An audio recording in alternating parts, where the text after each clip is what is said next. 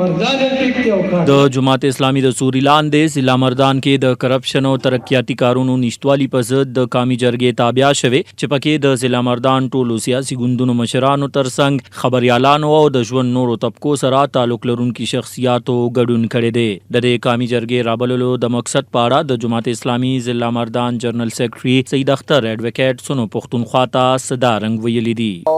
زمونږ د وخت عوامي جرګه مونږ راغوښتې ده او دا عوامي جرګه د مردان په غټو مسایلو باندې مونږ راغوښتې ده.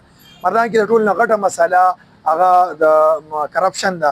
د ادارو کې د سیاسي خلکو او د سرکاري خلکو کرپشن دی.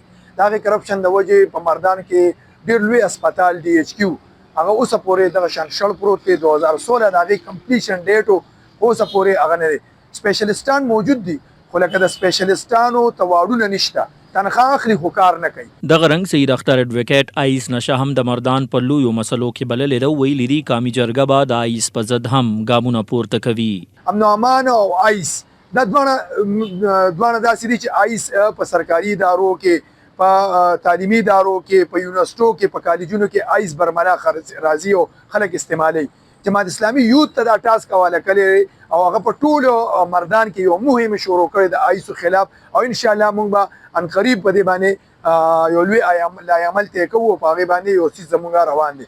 ضلع مردان نه د تحریک انصاف 8 MPs او 3 MNs منتخب شوي او د دې دومره لوی منډیټ باوجود هم په ترقیاتي منصوبو کې مردان نظر انداز وي.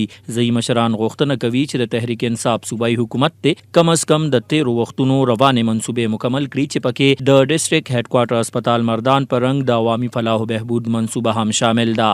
سونو پختونخوا لپاره مردان نه ارشد علي خان.